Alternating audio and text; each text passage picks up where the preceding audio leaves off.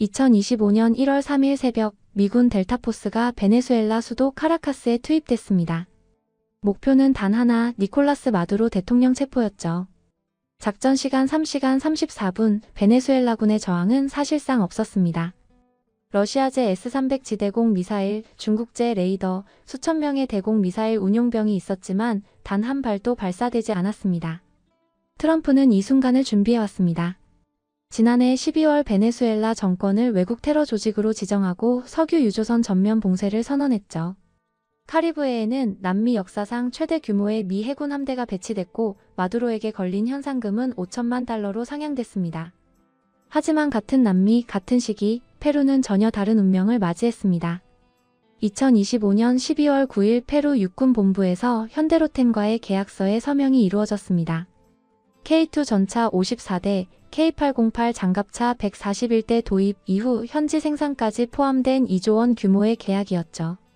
트럼프 행정부는 이 소식에 침묵했습니다. 페루에 대한 제재도 압박도 없었습니다. 두 나라를 가른 건 지리적 위치도 정치 성향도 아니었습니다. 바로 어떤 무기를 샀는가였죠. 베네수엘라가 선택한 길은 명확했습니다. 2013년부터 2017년까지 재래식 무기 수입에서 러시아산이 66%, 중국산이 23%를 차지했습니다. S-300 지대공 미사일 소이-30 전투기, BMP-3 장갑차, T-72 전차까지 무기 체계 전반이 러시아와 중국 중심으로 재편됐죠. 워싱턴 국제전략문제연구소의 한 분석가는 베네수엘라의 무기 선택은 단순한 군사적 결정이 아니라 외교적 진영 선택이었다고 평가했습니다. 문제는 이 선택이 실제 억제력으로 작동하지 않았다는 겁니다. 러시아와 중국은 베네수엘라에 무기를 팔았지만 트럼프의 공격 앞에서 실질적 보호는 제공하지 않았습니다. 결과적으로 베네수엘라는 중국 러시아 무기로 무장했지만 미국의 군사 옵션 테이블에서는 공습 가능 대상으로 분류됐습니다. 페루가 선택한 길은 달랐습니다. 2024년 11월 현대로템과 육군조병창 간 지상무기 총괄 협약이 체결됐고 이는 매우 이례적인 조건을 담고 있었습니다. 향후 모든 지상무기 도입을 현대로템을 통해서만 진행한다는 독점 공급 조항이었죠. 페루 육군 군수사령부 총사령관은 공식 포럼에서 한국이 미국으로부터 기술 이전받아 K1 전차를 개발한 것처럼 페루도 장기적 협력을 통해 자체 개발 기반을 다질 것이라고 밝혔습니다. 페루는 한국제 무기 도입을 통해 서방 기술 체계 안에 머무르겠다는 신호를 보낸 겁니다.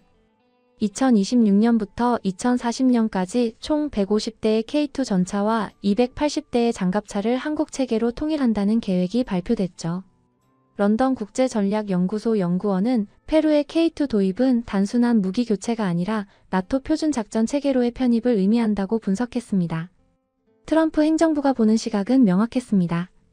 베네수엘라는 중국 러시아 무기로 무장한 반미 진영 국가였고 페루는 한국 미국 체계로 무장한 관리 가능한 파트너였습니다.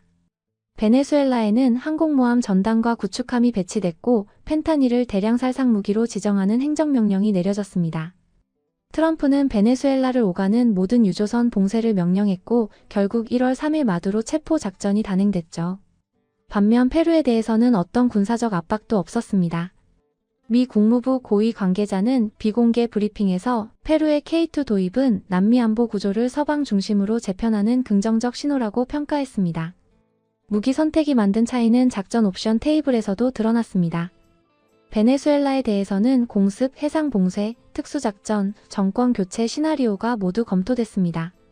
트럼프는 지난해 9월부터 카리브해에서 마약 운반 의심 선박을 22차례 공격해 80명 이상을 사망케 했고 12월에는 베네수엘라 항만 시설을 직접 타격했습니다.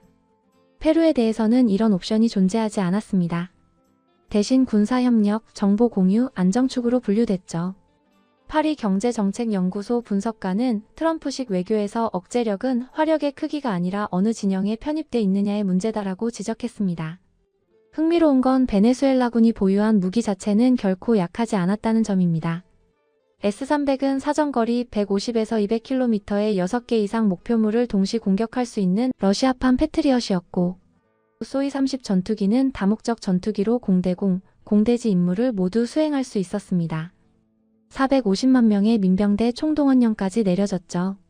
하지만 실제 전투에서 이 무기들은 단 한 번도 사용되지 않았습니다. 프라하 안보연구소 연구원은 베네수엘라의 패배는 무기 부족이 아니라 전력 구조 자체가 미국의 공격 의지를 꺾지 못했다는 데 있다고 분석했습니다. 페루의 상황은 정반대였습니다. K2 전차는 시속 70km 기동성과 120mm 활강포, 유럽 최성급 센서를 갖춘 3.5세대 전차입니다. 폴란드에서 이미 180대가 인도 완료돼 진창 지형에서도 뛰어난 내구성을 입증했죠. 하지만 더 중요한 건 이 무기들이 나토 표준 체계와 호환된다는 점이었습니다. 탄약, 통신, 정비 모두 서방 표준에 맞춰져 있어 미군과의 연합 작전이 가능했습니다.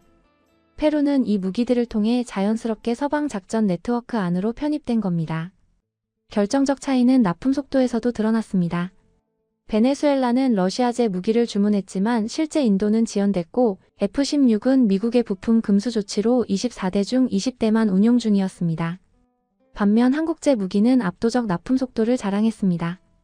폴란드의 K2 전차 180대를 2022년 계약 후 2025년까지 모두 인도 완료했고 K9 자주포 200문도 조기 전달했습니다. 이 속도 차이는 단순한 납기 문제가 아니라 신뢰성의 문제였습니다.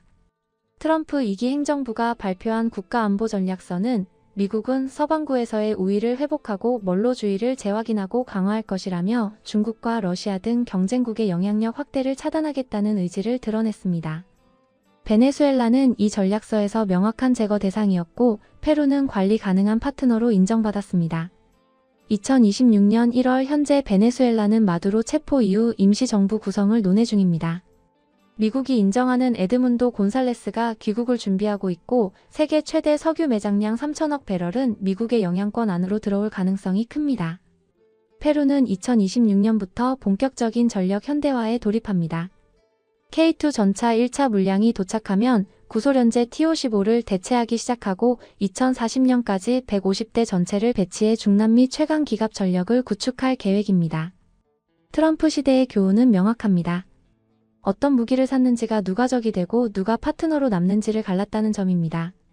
베네수엘라는 중국 러시아 무기로 내부 결속을 강화했지만 외부 억제력으로는 작동하지 않았습니다. 페루는 한국제 무기로 서방 표준 체계를 유지하면서 자연스럽게 공격 대상 목록에서 제외됐습니다. 같은 남미, 다른 선택은 같은 미국 앞에서 전혀 다른 결과로 귀결됐습니다. 그리고 그 분기점에 중국제와 한국제가 서로 다른 방향으로 놓여 있었던 겁니다. 트럼프 시킴의 외교에서 억제력은 화력의 크기가 아니라 어디에 편입돼 있느냐의 문제였습니다. 2026년 남미의 지형은 이제 명확해졌습니다. 한국제 무기를 선택한 나라들은 미국의 파트너로 남고 중국 러시아제를 선택한 나라들은 압박의 대상이 되는 구도죠. 이것이 트럼프가 만들어가는 새로운 남미 질서입니다.